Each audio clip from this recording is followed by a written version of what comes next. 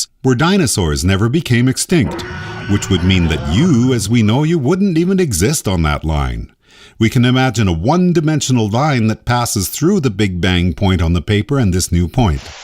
We can imagine a different 2D plane that passes through our first or second line and this new dinosaurs line. But here's something important about what we've been visualizing.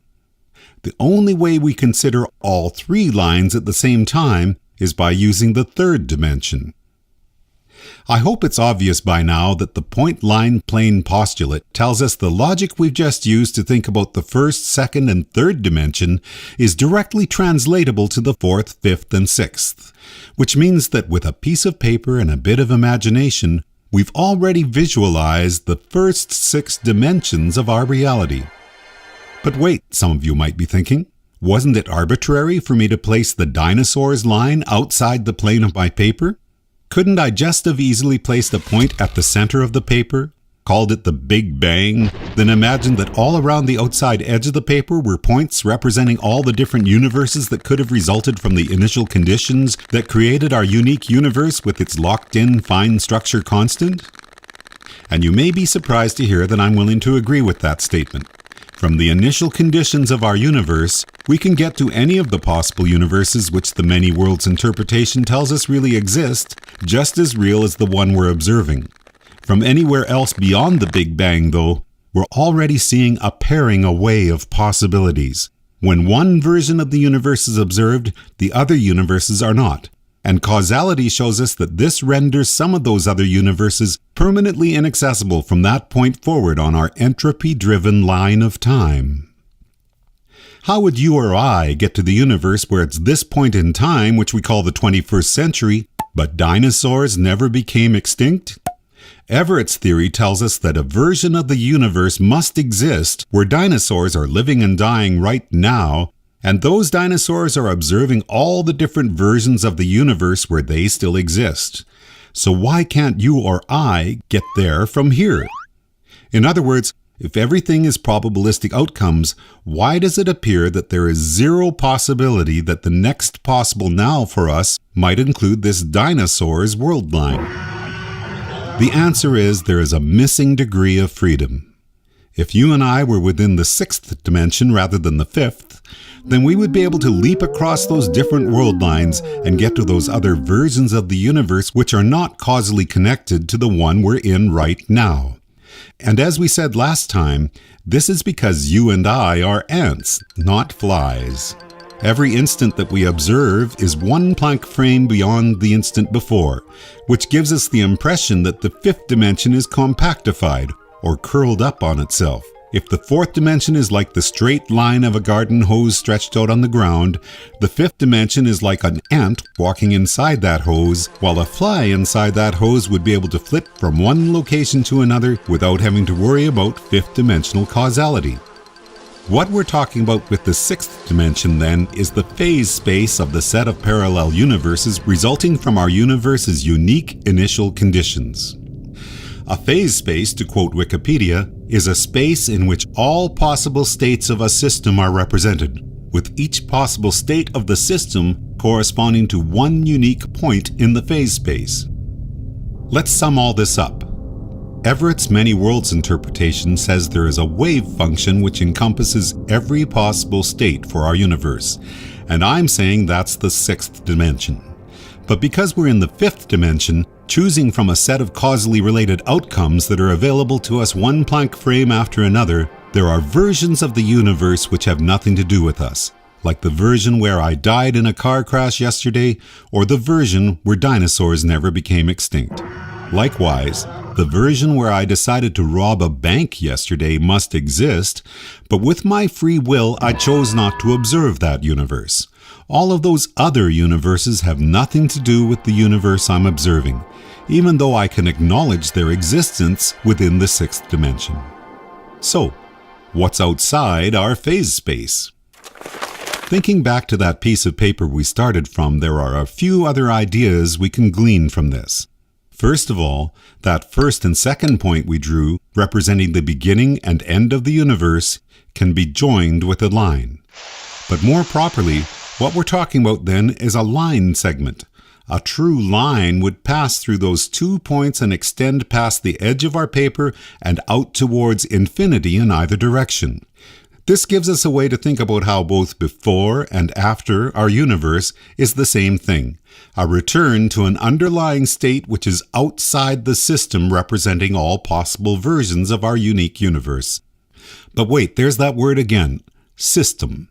In my original animation, I described the point we start from as being something that indicates a position within a system. As we just saw, a phase space includes all possible versions of a system, with each possible state of the system corresponding to one unique point within the phase space. So we can extend our analogy here to think of our paper as being on an endless landscape covered with other papers, none of them touching, many of them widely separated from each other, each of them representing other universes or systems with other initial conditions and basic physical laws. The multiverse landscape. And within some of those other systems would be creatures sufficiently advanced to be able to look around and wonder how they ended up in a universe where the laws of physics appear to have been uniquely fine-tuned in a way to allow their universe to exist. This idea is known as the anthropic principle. As I say in my song, The Anthropic Viewpoint, if there's other worlds and we just missed them, the way to know what's outside our system. We're like goldfish living in a bowl. What's beyond that we can never know? All we can do is theorize, 'cause we can never get outside. In the anthropic viewpoint, the reason we're here is because we're here. And if it were impossible, then we wouldn't be. Coincidentally, as we talk about the sixth dimension, it's interesting to note that cosmologist Martin Rees has told us only 6 basic physical constants need to be defined to create our unique universe. Check out his book, Just 6 Numbers, The Deep Forces That Shape the Universe, for more about these concepts. It's also interesting to note that string theory predicts there could be 10 to the power of 500 other universes out there in the multiverse landscape, each with its own unique physical laws. So we can't get to those other universes, those other systems, from the 6th-dimensional phase space representing our universe. Why not? Because we haven't achieved that degree of freedom yet within our approach to visualizing the dimensions, which of course will lead us to our next entry, imagining the 7th dimension.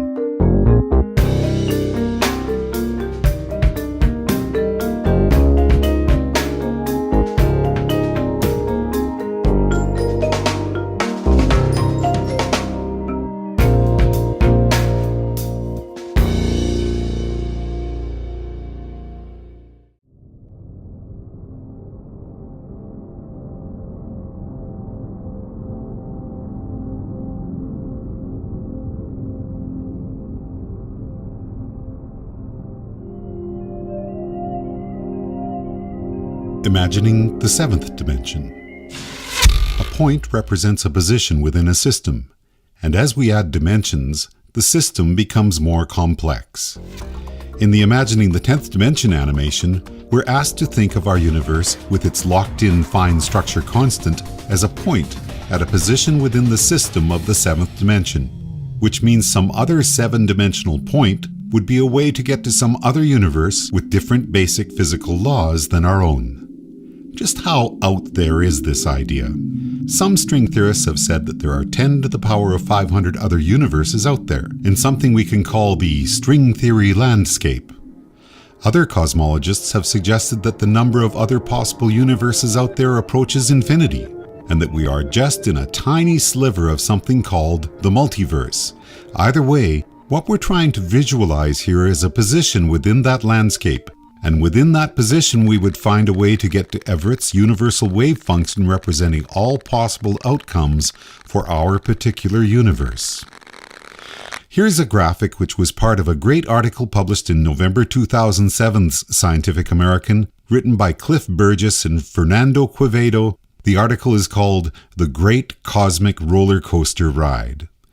The text that accompanied this graphic said this: according to string theory, our observable universe is a small part of a larger space having more dimensions than the three we directly see. The other dimensions may be microscopic in size or otherwise difficult to penetrate and crumpled up in a funky shape known as a Calabi-Yau space. The observable universe may be on a membrane, or simply a brain, sitting at the tip of a spike, what physicists call a throat, or composing part of a membrane wrapped around teacup-like handles. As you can see in this graphic, these scientists propose that our universe is constrained by brains or membranes in the third dimension and the seventh dimension. When I published my book in 2006, did I know that string theory proposes this? I did not. Still, there seems to be another very interesting parallel here between my proposal that our universe is locked in at a position within the seventh dimension and the string theory idea that our universe is constrained by a seven-dimensional brain. My goal since the day I launched this project has been to continue to document interesting connections between leading-edge science and my approach to visualizing the dimensions, and I believe we're looking at a particularly useful one here. The word multiverse has a number of different meanings for different people, so there are some possibilities for confusion. As you'll see in the Wikipedia article on this topic, physicist Max Tegmark has proposed that there are 4 different levels of multiverse. Let's talk about each of these levels, beginning with level 1. Remember the cosmological horizon?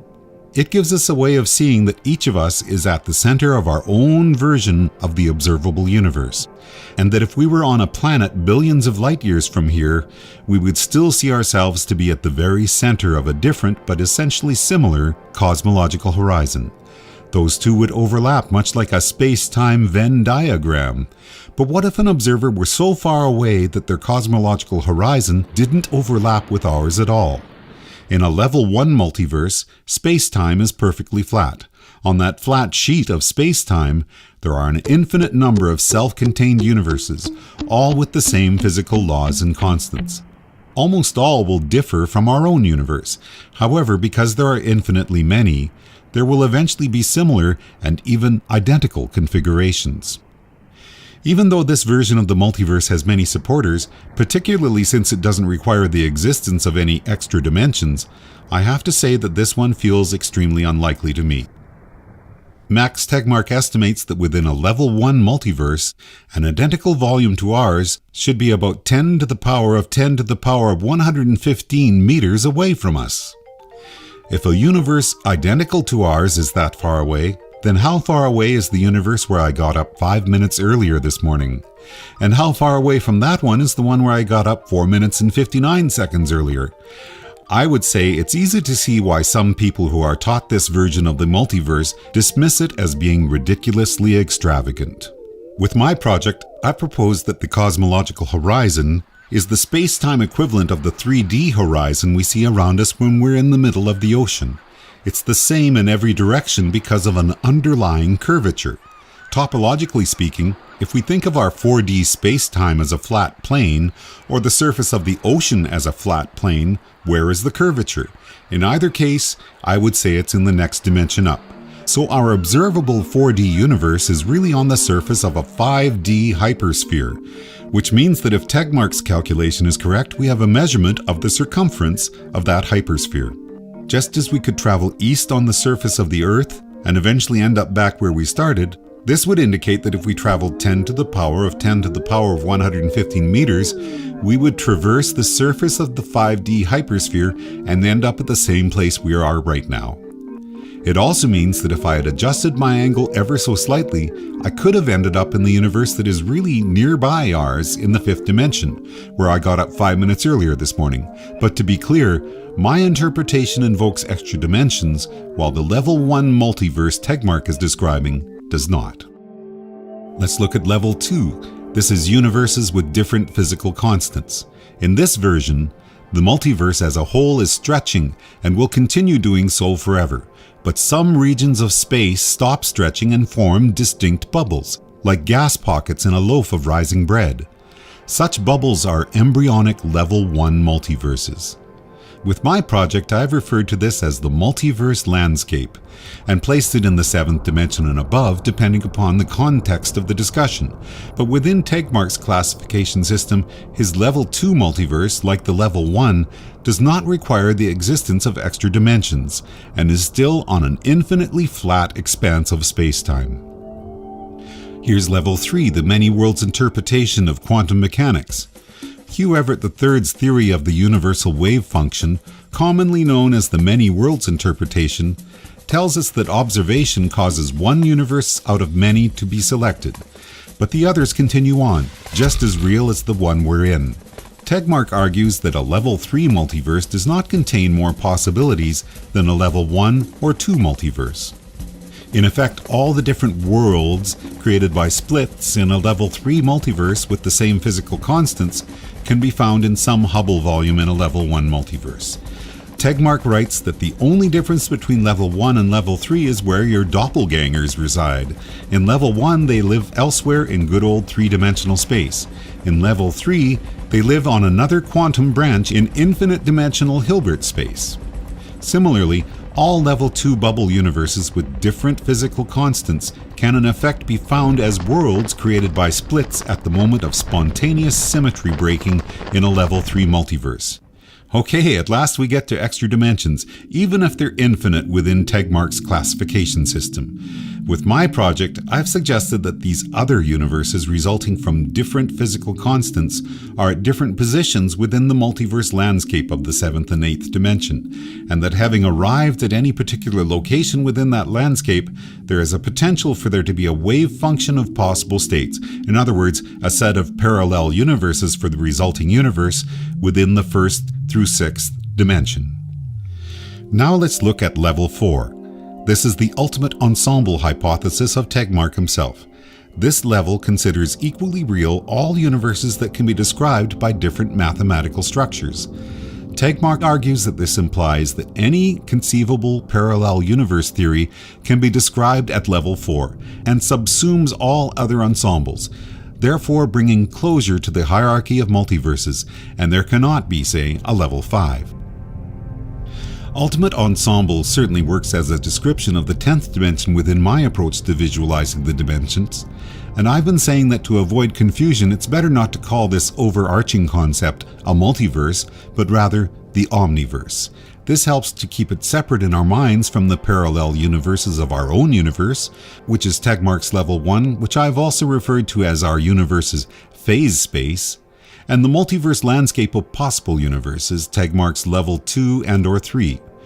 On top of that, I have added the 9th dimension, which encompasses the dimensions below but moves beyond any physical expressions and into patterns of information only, and by then we are arriving at what Tegmark calls level 4.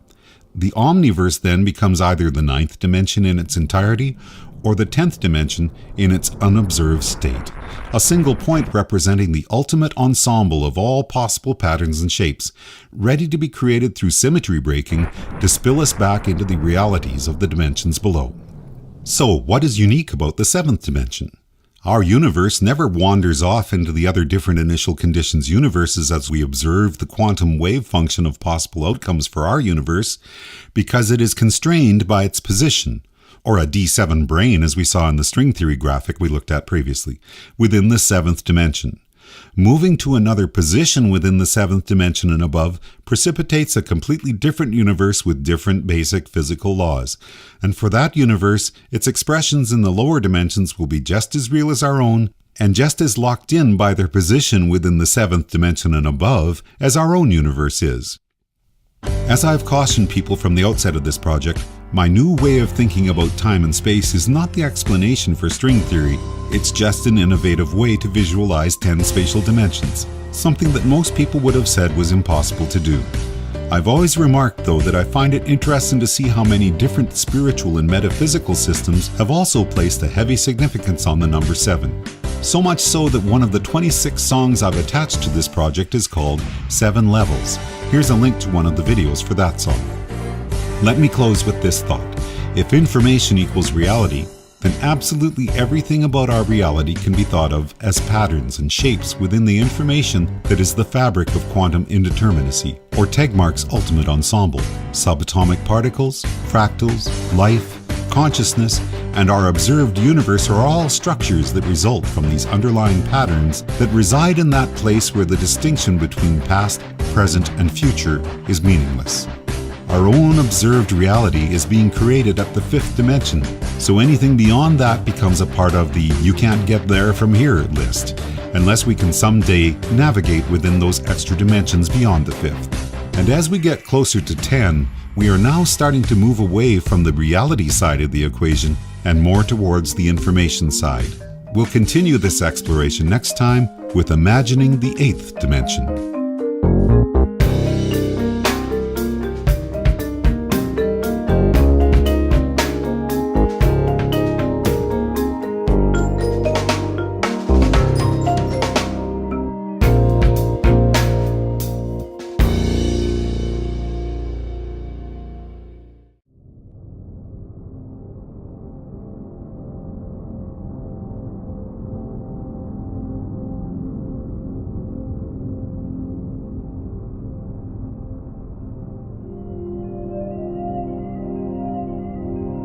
Imagining the eighth dimension.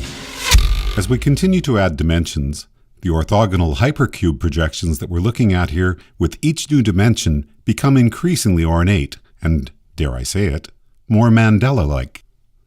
Another eight-dimensional shape that we've looked at with this project is Garrett Lisi's E8 rotation. Lisi created a huge stir in the physics world with a new proposal for what he calls an exceptionally simple theory of everything that uses E8, a complex eight-dimensional pattern with 248 points. As visually appealing as this shape might be, its implications are startling.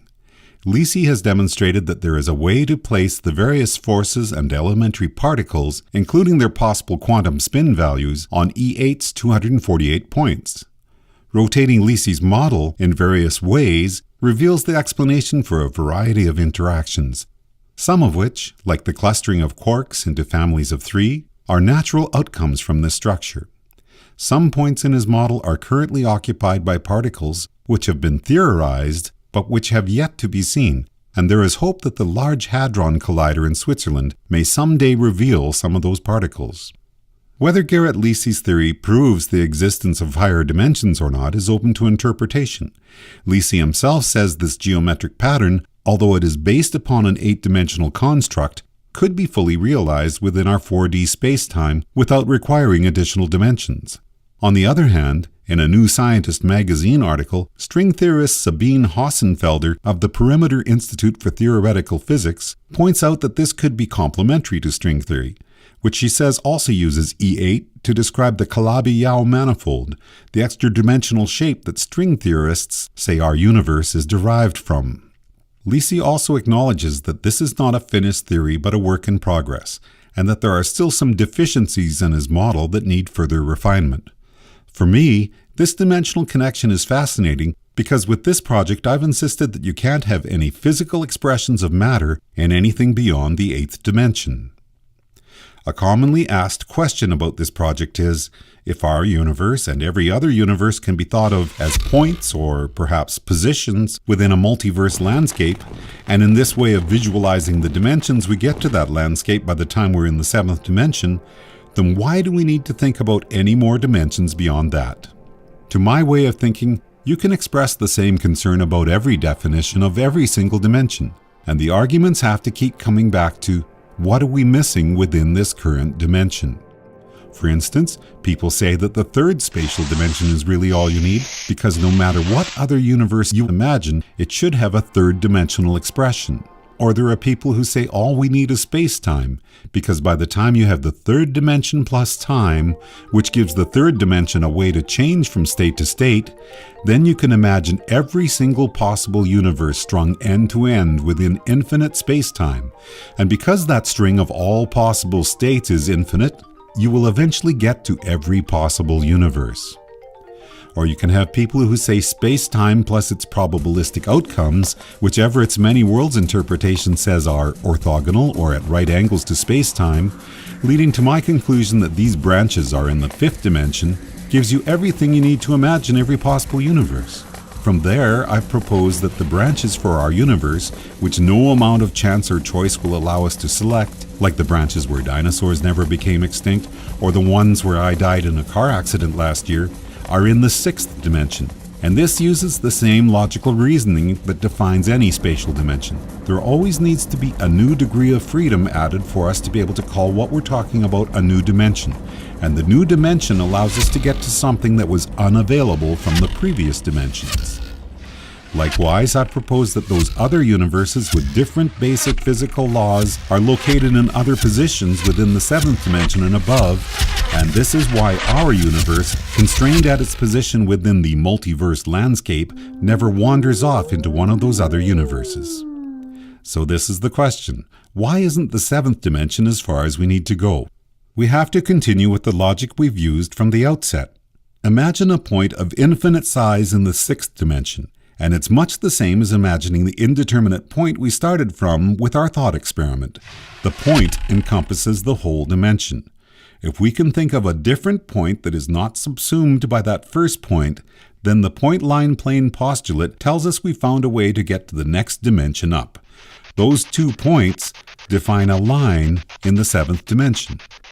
What if the second point we just imagined represents a universe where the strength of gravity is different from ours?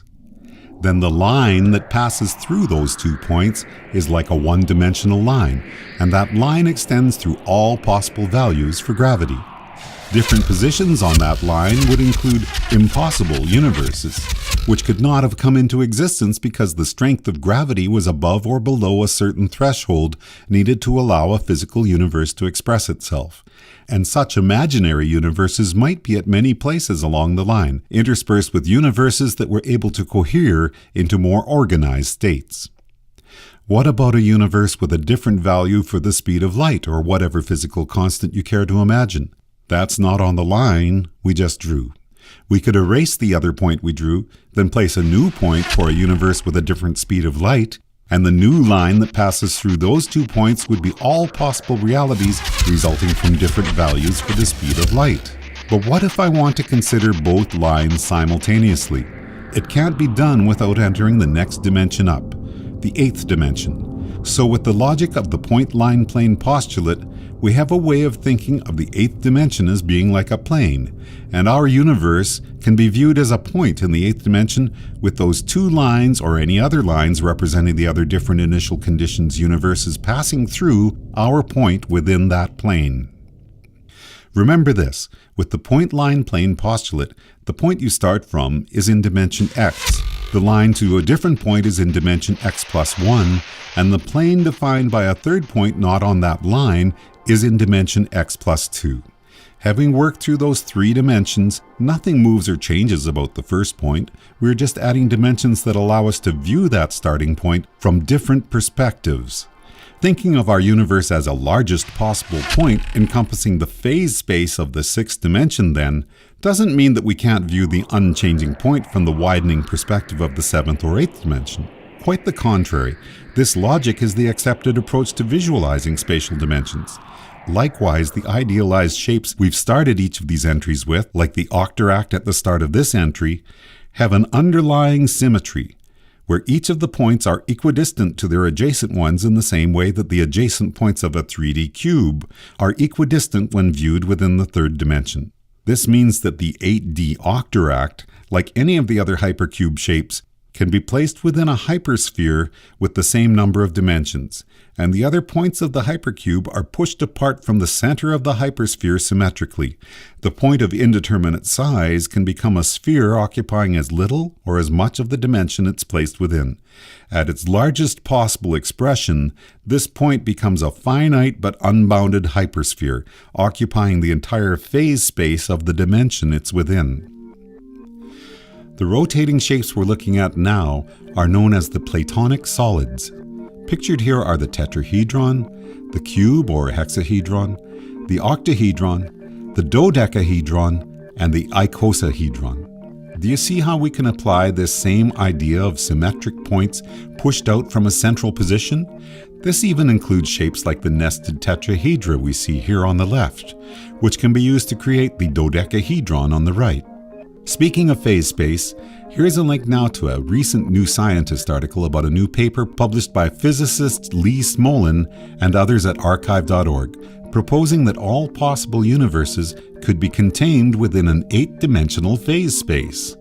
To follow the logic we've been pursuing here, the 6-dimensional phase space for our own universe, or any specific universe with locked-in physical laws, would be a subset of an 8-dimensional phase space that encompasses all possible universes. Likewise, it's worth noting that Everett didn't limit his theory of the universal wave function to just our unique universe. So while the phase space of a unique, different initial conditions universe such as ours could be encompassed within the 6th dimension, the logic we followed here shows us that Everett's theory ultimately should be considered from the phase space of the 8th dimension to include the wave function of all those other possible universes. So what's beyond the 8th dimension? The simplest way to take our thought experiment to the next dimension up now is to ask this: how would you jump from the universe with a different value for gravity to the universe with the different speed of light without passing through the intermediate possibilities? To get to that additional degree of freedom, you need the next dimension up. For our 2D Flatlander ant, that was the 3rd dimension. For our fly in the 5th dimensional garden hose analogy, that freedom to flit from location to location was in this 6th dimension. And for all those different universes considered from the 8th dimension, where do you think we'd achieve this additional degree of freedom? We'll talk about that next time with Imagining the 9th Dimension.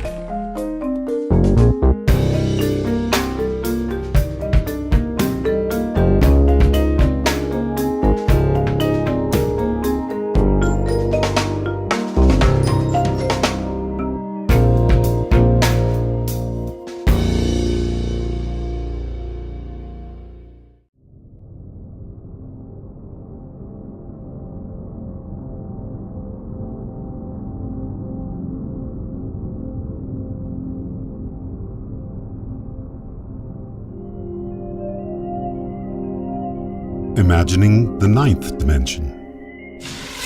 I've been saying that the 8th dimension is as far as you need to go for any expressions of matter, while the 9th can only contain information or meme patterns, preferences for one kind of reality over another. How could I arrive at such an ambitious statement? With my Imagining the 10th Dimension project, I begin by saying that a point indicates a position in a system. In Imagining the 6th Dimension, I mentioned that thinking about the set of all possible states for our unique universe would be thinking about our universe's phase space. In fact, that's the definition of phase space, a space in which all possible states of a system are represented. I believe there's a way to apply this thinking to every single dimension. In a sense, a dimension, when considered as a set of all possible states for that dimension, becomes a finite but unbounded hypersphere. And that hypersphere becomes a point in the next dimension up. Let's go back and see how that logic holds up. If I'm on a boat in the middle of the ocean, I can see a horizon that appears to be the same in every direction. From this I can deduce that there is a slight curvature to the surface of the ocean, which is, topologically speaking, a 2D plane, and understand that I'm really on a 3D sphere. From the 2D topological perspective, I could head in a specific direction forever, giving me the impression that I was on an infinitely flat surface. But with the added curvature of the 3rd dimension, we can see how apparently infinite can be equated with finite but unbounded. With the knowledge that it takes a certain amount of time for light to reach our eyes, we realize that what we're seeing around us is not space, but space-time. And that, as counterintuitive as this may seem at first, it's actually impossible for us to see 3D space. We can imagine and use the logic of 3D shapes, but we can only see them from our moving position within 4D space-time. From our position within 4D space-time, we look out to the furthest reaches and see a cosmological horizon which is the same in all directions. From this, we can deduce that there is a slight curvature to space-time. and that we're really a point moving on the surface of a 5D hypersphere. There are many other indications that our reality comes from the fifth dimension. Back in 1921, Einstein accepted this idea as proposed by Kaluza. Holographic universe theories propose that we are an interference pattern projected from the fifth dimension or from the edge of the universe, but I disagree with those who say that this edge is far, far away. Think of it like this: the third dimension is at the edge of the second dimension no matter where our imaginary 2D flatlanders are located. In the same way, this edge they speak about in holographic universe theories as being at an additional right angle to our space-time reality is not far away. It's right here in the next dimension up, no matter where we are within our space-time reality. And Hugh Everett, even though he didn't propose extra dimensions with his many worlds interpretation, did propose that the branching universes derived from quantum mechanics occur within a space which is orthogonal or at right angles to space-time.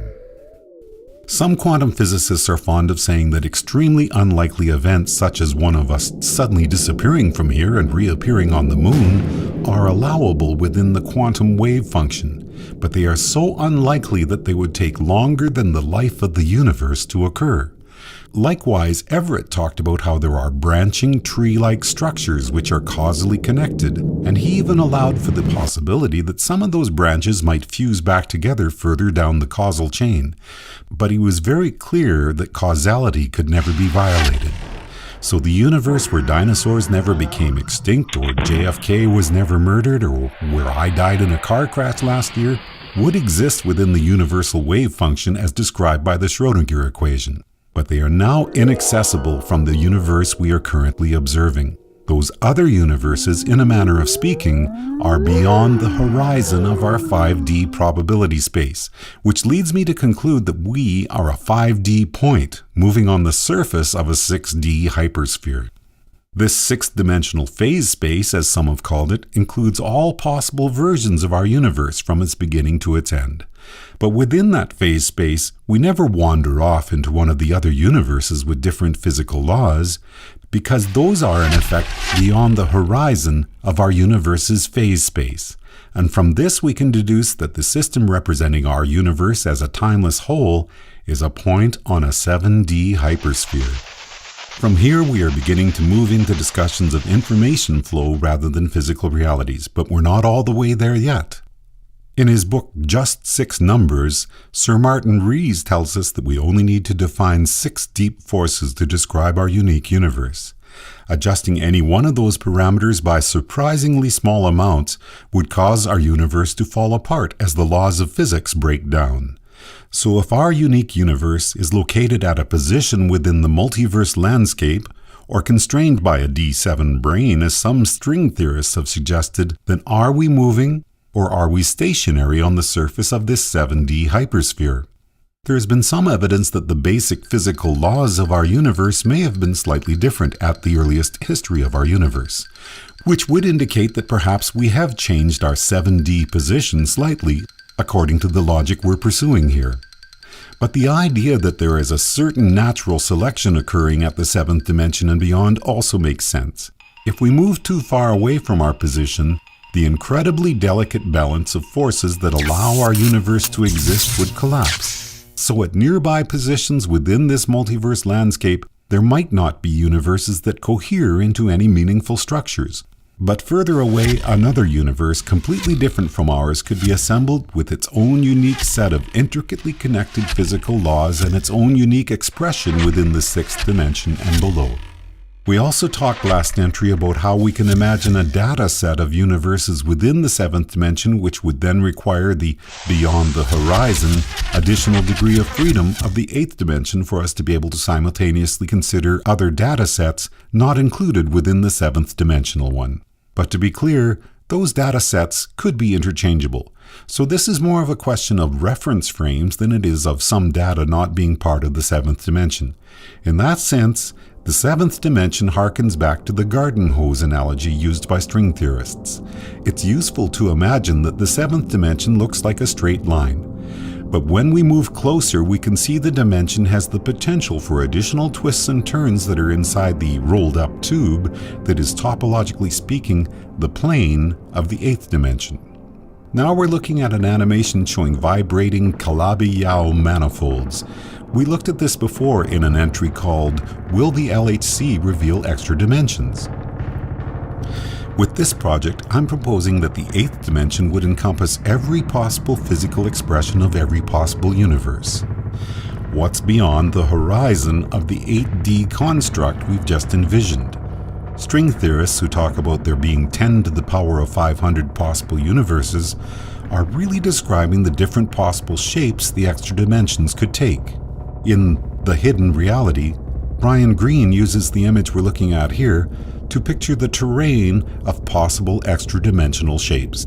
He calls this terrain the landscape multiverse, as opposed to the brain multiverse, the quilted multiverse, and so on, and describes how quantum tunnelings through this mountainous string landscape realize every possible form for the extra dimensions in one or another bubble universe. To tie this idea to my approach to visualizing the extra dimensions, the topological plane of this landscape is the 8th dimension, and the additional degree of freedom allowing this tunneling to occur would be in the 9th dimension. So here we are in the 9th dimension. Now we really are into the realm of organizing patterns, or big picture memes as I've called them in my book, where we are finally fully into the information side of the information equals reality equation. What caused our particular universe to be selected from out of the sea of potential patterns that roil and froth like quantum foam at the 9th dimension? Back in July 2008, we talked in this blog about Michael Shermer, who's the well-known publisher of Skeptic magazine. Michael's goal has been to poke holes in the questionable claims of fringe science, the paranormal, and a wide range of other areas that he has targeted with his razor-sharp debunking skills.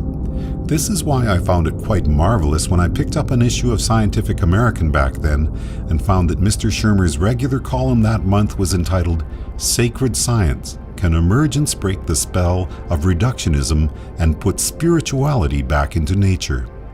Mr. Shermer's article is about a fellow who comes from my neighboring province of Alberta, Canada, Stuart Kaufman, founding director of the Institute for Biocomplexity and Informatics at the University of Calgary, who has written a book called Reinventing the Sacred. To quote from Michael Shermer's article about the book, Kaufman reverses the reductionist's causal arrow with a comprehensive theory of emergence and self-organization that he says breaks no laws of physics and yet cannot be explained by them. God is our chosen name for the ceaseless creativity in the natural universe, biosphere, and human cultures, Kaufman declares. By the time we are thinking about the 9th dimension as selection patterns that represent a generalized preference for one kind of universe over another, I believe we're in the same intellectual neighborhood as the God 2.0 concept. And I think Michael Shermer, famed atheist and skeptic, got it right when he concluded his article saying that Stuart Kaufman's God 2.0 is a deity worthy of worship. Why do I say this? Because by now we're talking about labels. A rose by any other name would smell as sweet.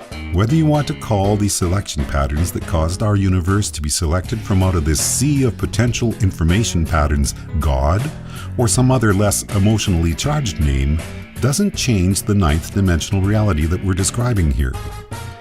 As I say in the last verse of my song, The Unseen Eye, now the universe of all universes, if the truth be known, is an awful bore viewed as a whole. But just a tiny shard, viewed from any angle, reveals complexity. It reveals such beauty, reveals a soul. So does it make a difference how we got to what we see? If it's really just coincidence, it's still a wondrous thing. If you are one of those persons who recoil at the use of words like God and soul, I apologize. This project is not an attempt to enforce a spiritual viewpoint onto the nature of reality, but it also tries to show that there are a great many possible connections between those different schools of thought. If you prefer physics over philosophy, so be it. That is one point of view. But likewise, if you prefer spirituality over science, I'm hoping that this project has given you some new food for thought for where the meeting ground between the two might reside.